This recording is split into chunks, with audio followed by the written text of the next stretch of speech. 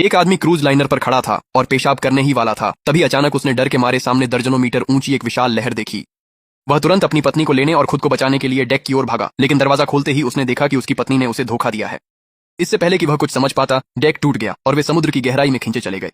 जब वह आदमी होश में आया तो उसके सामने 3 सुंदरियां खड़ी थीं। वह अपना परिचय देने ही वाला था कि तभी जंगल से उसकी पत्नी दौड़ती हुई बाहर आई। उसने अपने पति पर बेवफाई का आरोप लगाया और उन 3 लड़कियों को उसके खिलाफ भड़काने की कोशिश की। तुमने खुद किसी और आदमी के साथ मुझे धोखा दिया है और अब मुझ पर ही इल्जाम लगा रही हो। उसे छूने की कोशिश भी मत करना। हम यहाँ 4 औरतें हैं। तुम्हें क्या लगता है हम तुमसे डर जाएंगी? उसकी बेवफाई तुम्हें सही नहीं ठहराती। तुम कितने घटिया आदमी हो। अगर तुम लोग इस जहरीली झूठी औरत पर यकीन करती हो तो मुझे और कुछ कहने की जरूरत नहीं है। जैसे चाहो वैसे जियो। हम एक सुनसान द्वीप पर फंस गए हैं। अभी सबसे जरूरी चीज जिंदा रहना है। सोच लिया क्या हुआ अगर तुम जल्दी से पेड़ पर चढ़ गए? इसे कोई बड़ी उपलब्धि मत समझो। किंशुआई, इस द्वीप पर तुम्हारी इस बेवकूफी भरी ताकत का ही कुछ फायदा है। जब बचाव दल आएगा तो तुम्हें पूरी जिंदगी बस बंदर की तरह पेड़ों पर ही चढ़ना पड़ेगा। हाँ, अपनी झूठ को पकड़े रहो और भूखे रहने के लिए तैयार हो जाओ। देखते हैं पहले क्या होता है, बचाव दल आता है या तुम मरते हो।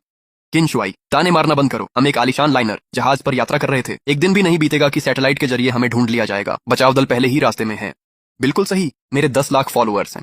मेरी टीम को पता चल जाएगा कि मैं गायब हो गई हूं और वे तुरंत पुलिस में रिपोर्ट कर देंगे। किंशुआई, तुम जैसे निचले तबके के गंवार आदमी को यह समझ नहीं आएगा कि आधुनिक तकनीक क्या कर सकती है। हमें बस शांति से इंतजार करना है। जंगली लोगों की तरह इस द्वीप पर इधर उधर भागने की कोई जरूरत नहीं है। सैटेलाइट खोज। अगर इस जगह को ढूंढा जा सकता तो समुद्र द्वारा फेंकी गई मरी हुई मछलियों के अलावा हम यहाँ बीच पर नहीं पड़े होते। ठीक है, अगर आप लोग बचाव दल के इंतजार में बीच पर सूखना चाहते हैं तो जितना चाहें उतना इंतजार करें। मुझे बहुत भूख लगी है। मेरे पास आप लोगों के साथ मसीहा बनने का नाटक करने का समय नहीं है। नारियल का पानी सिर्फ एक पेय है।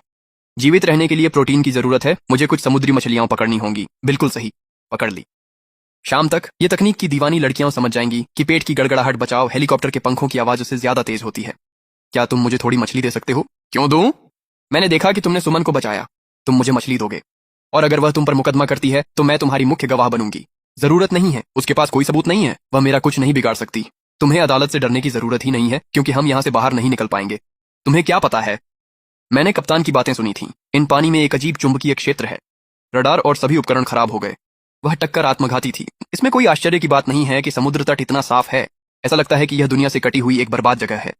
सुमान और बाकी लोग अभी भी बचाव दल का इंतजार कर रहे हैं। मैं जानती हूँ कि यहाँ बचने का तरीका तुम्हारे साथ रहना है। मुझे किसी अजनबी को खाना खिलाने में कोई दिलचस्पी नहीं है। ये बहुत महंगा पड़ेगा। मुझे अपने साथ ले चलो। सुमान देखेगी कि तुम कितनी अच्छी तरह रह रहे हो। उसके लिए यह मौत से भी बदतर होगा। हाँ बिल्कुल, चार्म बेशक काफी अहंकारी है। तुम क्या कर रहे हो? हम सब तुम्हें एक बेकार असफल व्यक्ति मानते हैं, लेकिन मैं एक ऐसे आदमी को देखती हूँ जो इस द्वीप का राजा बन सकता है। क्या तुम्हारे मन में सचमुच कोई विचार नहीं है? सो जाओ,